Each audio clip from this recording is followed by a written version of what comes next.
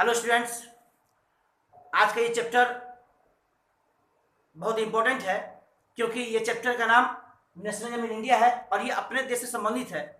अपने देश में यानी भारत में राष्ट्रवाद कैसे आया, तो हम नेशनलिज्म के बारे में पढ़ेंगे। हमने आपको पिछले चैप्टर में नेशनलिज्म इन यूरोप में नेशनलिज्म के बारे में बता दिया था, लेकिन भारत में जो नेशनलिज्म था वो एंटी इंपीरियलिज्म मूवमेंट था, यानी साम्राज्यवादी देश के खिलाफ एक आंदोलन था, एक क्रांति थी। साम्राज्यवादी देश यानी कि ब्रिटिश गवर्नमेंट का भारत में शासन करना। ब्रिटिश गवर्नमेंट वाले जो भारत में शासन कर रहे थे, तो भारत के जो अलग अलग क्लास के लोग थे, अलग अलग वर्गों के लोग थे, अलग अलग जात, अलग अलग धर्म के लोग थे, सबकी अलग अलग समस्याएं थी। किसी को टैक्स पे करना होता था, किसी को रेंट पे करना होता था, कहीं फ्यूडल सिस्टम था। तो ये सारी समस्याएं एक साथ लोगों के सामने हावी हुई थी और सारी समस्याओं का जो मूल जड़ था वो ब्रिटिश गवर्नमेंट था। यानी जितने भी क्लास के लोग थे, सबकी जो लड़ाई थी वो ब्रिटिश गवर्नमेंट की थी। तो कहीं से ना कहीं से लोगों को लगा कि सभी को ब्रिटिश गवर्नमेंट से लड़ाई करनी है तो एक होना पड़ेगा, इसलिए सब लोग एक होकर ब्रिटिश गवर्नमेंट से लड़ाई करने का निर्णय लिए। और यही था राष्ट्रवाद भारत में, यानी भारत में राष्ट्रवाद का उदय यही से हुआ जब लोगों को एहसास होने लगा कि उन्हें अब एक साथ मिलकर अंग्रेजों के खिलाफ लड़ाई करनी है, अंग्रेजों को भारत से बाहर निकालना है। तो वो एक साथ हुए। इसमें गांधी जी का भी अहम रोल था। गांधी जी ने बहुत से लोगों को, अलग अलग क्लास के लोगों को, अलग अलग धर्म के लोगों को एक किया, उनको मिलाया ताकि देश को आजाद किया जाए। अब इसको हम चलेंगे, पहला टॉपिक देखेंगे। जो पहला टॉपिक है वो है द फर्स्ट वर्ल्ड वार, खिलाफत and non cooperation. First world war, आपको बता दें फर्स्ट वर्ल्ड वार में भारत की स्थिति बहुत खराब थी, क्योंकि भारत फर्स्ट वर्ल्ड वार में डायरेक्टली शामिल नहीं था। भारत एक ऐसा देश था जो अंग्रेजों के अंडर में था, अंग्रेजों का गुलाम था। इसलिए क्योंकि अंग्रेज लोग British government first world war या सेकेंड वर्ल्ड वार में शामिल थी, इसलिए भारत को भी नहीं चाहते हुए भी वर्ल्ड वार में शामिल होना पड़ा। तो फर्स्ट वर्ल्ड वार का भारत पर भी बहुत गहरा असर पड़ा, बहुत खराब असर पड़ा। खास तौर से इसकी जो न्यू पॉलिटिकल और इकोनॉमिकल सिचुएशन बिल्कुल बदल गया। भारत का जो इकोनॉमिकल सिचुएशन था या पॉलिटिकल सिचुएशन था बिल्कुल बदल गया। इकोनॉमिकल सिचुएशन में कुछ बातें आती हैं जैसे टैक्सेस, कस्टम ड्यूटीज, यानी जैसे ही युद्ध अपने चरम सीमा पर पहुंचता गया, वैसे डिफेंस से संबंधित खर्चे भी बढ़ने लगे। ब्रिटिश गवर्नमेंट का जो डिफेंस का खर्चा था वो बहुत ज्यादा बढ़ने लगा। इसके लिए ब्रिटिश गवर्नमेंट ने भारत के लोगों पर ज्यादा से ज्यादा टैक्स लगाना शुरू कर दिया। तमाम तरह के टैक्सेस का लोड हो गया भारत के लोगों पर, यहां तक कि कस्टम ड्यूटी लगाना शुरू कर दिया। बाहर से आने वाले सामान पर टैक्स, यहां से जाने वाले सामान पर टैक्स। अब ये ज्यादा असर भारत के लोगों पर पड़ने लगा। इससे कॉमन लोगों पर जब जैसे जैसे टैक्स बढ़ाए जाने लगे, यहां तक कि जो सामान के प्राइसेस थे वो डबल हो गए। 1913 से लेकर 1918 के बीच में जो प्राइसेस थे वो डबल हो गए और इसका डायरेक्टली असर यहाँ के कॉमन लोगों पर पड़ा, यहाँ के सामान्य लोगों पर पड़ा, जो बिल्कुल गरीब तबके के लोग थे या बिल्कुल मध्यम वर्गीय लोग थे। यहाँ पर एक माहौल बना, एक एक्सट्रीमली हार्डशिप का माहौल बना, आर्थिक तंगी का माहौल बना। लोग आर्थिक रूप से तंग हो गए, परेशान हो गए। गांव में अलग समस्याएं थी। गांव में लोग परेशान हो रहे थे। गांव के लोगों को ब्रिटिश गवर्नमेंट मिलिट्री में भर्ती कर रही थी जबरदस्ती, यानी जबरदस्ती लोगों को मिलिट्री में भर्ती किए जा रहे थे, रिक्रूटमेंट किया जा रहा था और उन्हें बॉर्डर पे भेजा जा रहा था, जिससे गांव के लोग परेशान थे। गांव के लोगों के अंदर एक रोष था, एक गुस्सा था, एक क्रोध था कि अंग्रेज ऐसा उनके साथ न करे। एक तो उसके बाद इधर 1918, 1920 और 21 में क्रॉप्स फेल हो गए, अनाज नहीं हुआ और अनाज नहीं होने की वजह से मार्केट में अनाज नहीं थे,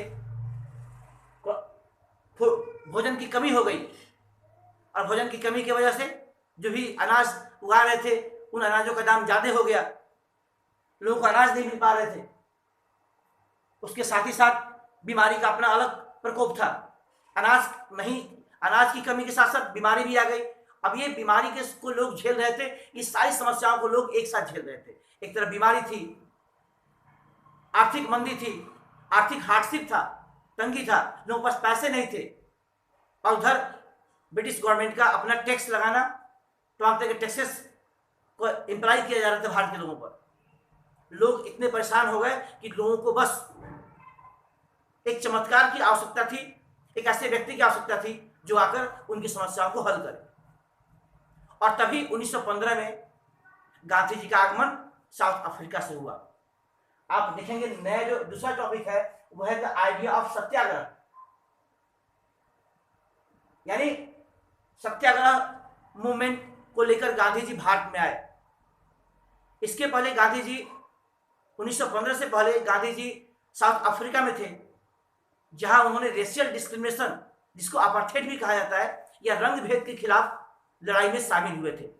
उन्होंने वहां एक्टिवली एक मूवमेंट किया था जिसका नाम था सत्याग्रह, और वही सत्याग्रह मूवमेंट उन्होंने भारत में भी लागू करना चाहा। 1915 में जब वो भारत में आए थे तो उन्होंने देखा भारत की स्थिति भी वैसे ही कुछ है, तो उन्होंने सत्याग्रह मूवमेंट में ज्यादा जोर दिया। अब मैं बता दूं आपको सत्याग्रह होता क्या है। सत्याग्रह से गांधी जी से मतलब था कि उन्हें सत्य का आग्रह करना है, सत्य का डिमांड करना है, डिमांड फॉर ट्रुथ, यानी उन्होंने सत्य और सत्य की मांग पर ज्यादा जोर दिया। यहां सत्य से मतलब ये था कि अगर सत्य का डिमांड करना है, सत्य की मांग करना है, उसमें हिंसा नहीं होनी चाहिए, उसमें धर्म होना चाहिए, उसमें अच्छाई होनी चाहिए। अगर कोई ऑपरेसर है, अगर कोई जुल्म करने वाला है, तो उसको अगर हराना है तो उन्हें हम लाठी या गोली बारूद से नहीं हराएंगे, उन्हें हम किसी कॉन्फ्लिक्ट से नहीं हराएंगे, लड़ाई झगड़े से नहीं हराएंगे, उन्हें हम प्यार से हराएंगे, उनके फीलिंग्स को चेंज करके हराएंगे, उनकी भावनाओं को बदलेंगे, उनकी कॉन्शियसनेस को, उनकी अंतरात्मा को हम बदल के उनको बदल देंगे, जिससे वो अपने आप इस देश को छोड़ के चले जाएंगे। वो था गांधी जी का सत्याग्रह आंदोलन, जिसमें कोई किसी तरह का हिंसा नहीं था। उन्होंने ये कहा कि अगर देश को चलाना है, अगर ये सत्याग्रह मूवमेंट करना है, तो उसमें किसी तरह का हिंसा नहीं होनी चाहिए, किसी तरह की लड़ाई झगड़े नहीं होने चाहिए। अतः उन्होंने सत्य के मार्ग पर चलने के लिए हिंसा को नकारा। उन्होंने धर्म को कहा, धर्म हम लोग का धर्म नहीं है जिसके लिए हम लड़ाई करते हैं। गांधी जी का धर्म मतलब अच्छाई और सत्य के मार्ग पर चलने वाला धर्म था, जिन्होंने उन्होंने जोर दिया। और उसके बाद से धीरे धीरे उन्होंने मूवमेंट करना शुरू किया। 1916 में उन्होंने पहला मूवमेंट बिहार के चंपारण जिला से शुरू किया। वो 1916 में चंपारण डिस्ट्रिक्ट है, चंपारण डिस्ट्रिक्ट में उन्होंने ऑपरेशन प्लांटेशन सिस्टम के खिलाफ लड़ाई किया। ऑपरेशन प्लांटेशन सिस्टम यानी प्लांटेशन का जो सिस्टम था, उसमें वर्करों को, लेबरों को एक्सप्लॉइट किया जाता था, जिसकी वजह से लोग परेशान थे। गांधी जी वहां गए और उनके साथ मिलकर उन्होंने आंदोलन किया। फिर 1917 में वो गुजरात के खेड़ा डिस्ट्रिक्ट में गए, वहां के पीजेंट से मिले। वहां के पीजेंट्स लोगों की भी अलग समस्याएं थी। अनाज फेल हो जाने के बावजूद भी, बीमारी आने के बावजूद, बीमारी को झेलने के बावजूद भी उन्हें टैक्स पे करना होता था, उन्हें रेंट पे करना होता था। इसलिए वहां के किसान, खेड़ा डिस्ट्रिक्ट के किसान भी परेशान थे। तो गांधी जी 1917 में वहां गए, उन लोगों के साथ मिले और वहां भी आंदोलन किया, जिसका नाम भी सत्याग्रह मूवमेंट था। उसके बाद 1918 में गांधी जी अहमदाबाद गए। अहमदाबाद में कॉटन मिल वर्करों के साथ मिलकर उन्होंने आंदोलन किया। जहां पर कॉटन मिल वर्करों को ज्यादा काम करने पड़ते थे, उनकी वेजेस कम थे, उनकी मजदूरी कम थी, इसलिए उन्होंने, गांधी जी ने उनके साथ मिलकर भी वहां मूवमेंट किया। ये था गांधी जी का 1915 में आना और अलग अलग ईयर में अलग अलग जगहों पे मूवमेंट करना, ताकि लोग के अंदर आक्रोश फैले, लोग जागरूक हों और राष्ट्रवाद को समझे और देश को आजाद करने में उनके हेल्प करें, उनकी मदद करें। उसके बाद नेक्स्ट टॉपिक है वह है 1.2 the Rowlatt act. Rowlatt act क्या था? 21 मार्च 1919 को दिल्ली के इंपीरियल लेजिस्लेटिव काउंसिल ने ब्रिटिश गवर्नमेंट को भारत में कुछ ज्यादा ही पावर दे दिया। इस पावर में ब्रिटिश गवर्नमेंट भारत के लोगों को बिना ट्रायल के, बिना किसी केस किए 2 साल जेल में रखने का पावर हो गया उनको। यानी वो 2 साल जेल में बिना किसी ट्रायल के, बिना किसी केस के भारतीय लोगों को रख सकती थी।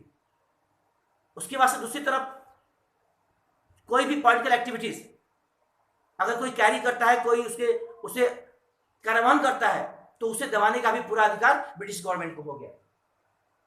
कोई भी पॉलिटिकल एक्टिविटीज होगा उसको दबा सकते थे वो, या detention of political prisoners without trial for 2 years, 2 साल तक उन्हें किसी को जेल में रखने के लिए पूरा अधिकार उनको मिल गया। यानी ये रॉलेट एक्ट था जिसमें ब्रिटिश गवर्नमेंट को एनॉर्मस पावर मिला, और इसमें लोग परेशान हो गए। लोग नहीं चाहते थे कि इस तरह का कोई कानून बने भारत में, लेकिन लोगों के मना करने के बावजूद भी, भारतीय लोगों के मना करने के बावजूद भी इस तरह का कानून भारत में बना। अब जैसे ये शुरू हुआ और गांधी जी चाहते थे कि जो उनका मूवमेंट है पूरे भारत में फैले, उन्हें एक मौका चाहिए था, तो फिर उन्हें मौका मिला। और 1919 में जो ये रॉलेट एक्ट लागू हुआ, उसके खिलाफ गांधी जी ने नेशनल वाइड मूवमेंट के लिए लोगों को प्रेरित करना शुरू कर दिया। उन्होंने इस अनजस्ट लॉ के लिए सबसे पहले, चूंकि वो धर्म को मानते थे, वो हिंसा को नहीं मानते थे, वो अहिंसा पर जोर देते थे, वो सत्याग्रह मूवमेंट के सपोर्टर थे, सत्य के सपोर्टर थे। इसलिए उन्होंने अपने जो मूवमेंट को शुरुआत हड़ताल से किया। 6 अप्रैल को उन्होंने हड़ताल किया। हड़ताल में बहुत से लोगों ने भाग लिया। उस हड़ताल के साथ साथ मूवमेंट की शुरुआत हो गई। उस हड़ताल में बहुत से लोगों ने शामिल हुए। उसके बाद से रैलीज निकाली जाने लगी, हड़ताल होने लगे, ये सारे एक साथ होने लगा, जिससे ब्रिटिश गवर्नमेंट परेशान हो गई। और ब्रिटिश गवर्नमेंट के परेशान होने के साथ साथ ब्रिटिश गवर्नमेंट ने जितने भी सत्याग्रही थे, जितने भी कांग्रेस लीडर्स थे, सबको एक एक करके चुनवाने लगी, एक एक करके अरेस्ट करवाने लगी, ताकि इस मूवमेंट को रोका जा सके। यहाँ तक कि गांधी जी को भी दिल्ली में जाने से मना कर दिया गया, ब्रिटिश वालों ने मना कर दिया। इस तरह से समस्याएं बढ़ती गई, और वहीं पर शुरू होता है भारत का एक फेमस कांड, जिसे कहते हैं जालियांवाला बाग इंसिडेंट। 13 अप्रैल को एक घटना हुई थी देश में। 13 अप्रैल को एनुअल बैसाखी का दिन था, और लोग जालियांवाला बाग में इकट्ठे हुए थे। कुछ लोग उस 1919 के बने हुए कानून, अनजस्ट कानून के खिलाफ चर्चा करने के लिए इकट्ठे हुए थे। कुछ लोग बैसाखी का मेला मनाने के लिए इकट्ठा हुए थे। क्योंकि शहर से वो अलग जगह था जालियांवाला बाग, और वहां निकलने और आने जाने का बस एक ही रास्ता था।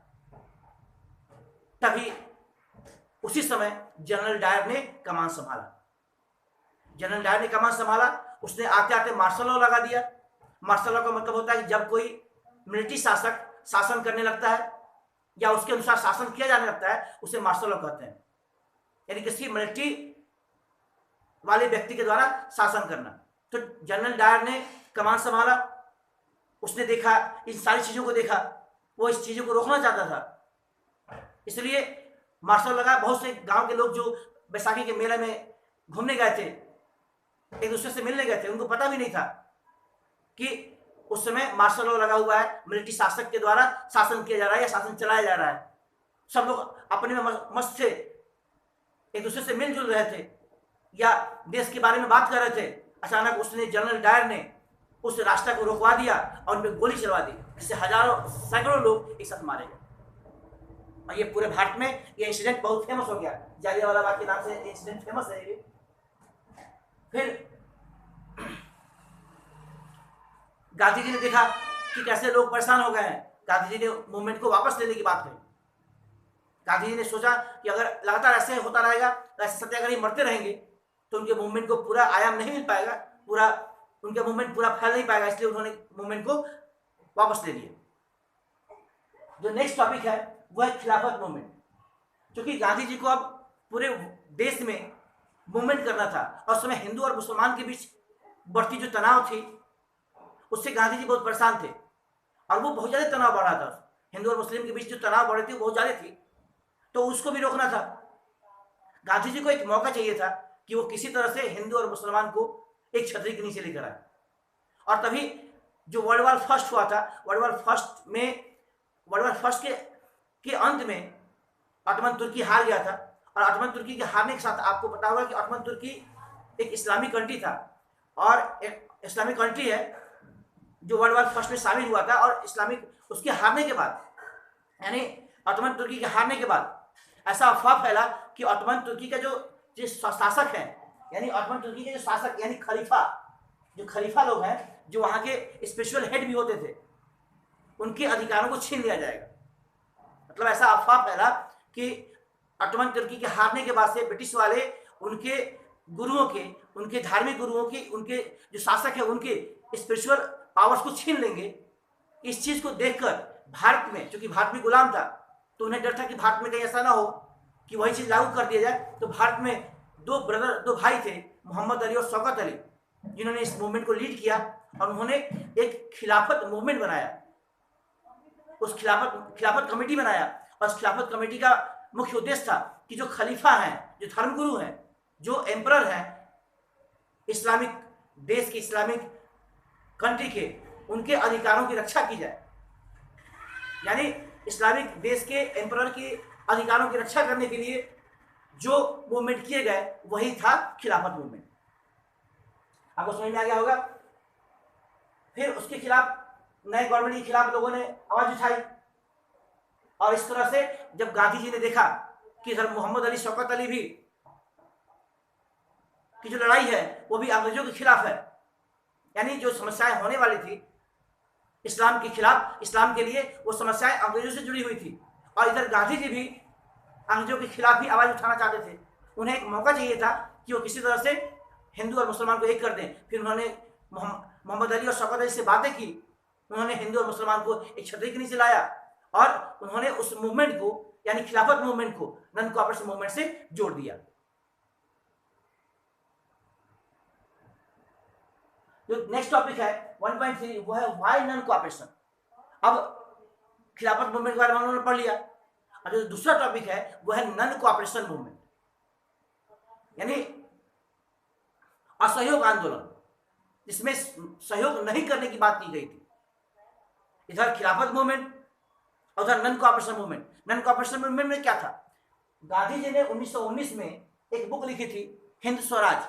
उस हिंद स्वराज में उन्होंने डिस्क्राइब किया कि अगर ब्रिटिश वाले भारत में शासन करने आए हैं या शासन कर पा रहे हैं तो that's because of Indians cooperation. अगर भारत के लोगों ने जिस तरह से उनको कोऑपरेट किया है, उसी वजह से ब्रिटिश गवर्नमेंट भारत में शासन कर पा रही है। अगर भारत के लोग उनको सपोर्ट करना छोड़ दें, उनको कोऑपरेट करना छोड़ दें, तो निश्चित रूप से ब्रिटिश गवर्नमेंट यहाँ से चली जाएगी, यहाँ शासन नहीं कर पाएगी। तो फिर उन्होंने उस मूवमेंट को आगे बढ़ाया, और मूवमेंट को आगे बढ़ाते हुए उन्होंने बायकॉट मूवमेंट को लागू किया। बायकॉट मूवमेंट में अंग्रेजों के द्वारा दिए गए चीजें, जैसे civil services, army, police, courts, schools या फॉरेन गुड्स, सबको बायकॉट करना था। यानी गांधी जी ने ये जोर दिया कि जो भी हम बाहर की चीजें यूज कर रहे हैं, जो भी ब्रिटिश वालों का सामान यूज कर रहे हैं, ये जो उनके अंडर में हम काम कर रहे हैं, वो सारा हम बायकॉट कर दें, छोड़ दें, जिससे अंग्रेज अपने आप कमजोर हो जाएंगे और वो देश छोड़कर चले जाएंगे। ये इस तरह से गांधी जी ने अलग अलग मूवमेंट किया, और उस मूवमेंट में कैसे लोगों को एक साथ जोड़ा।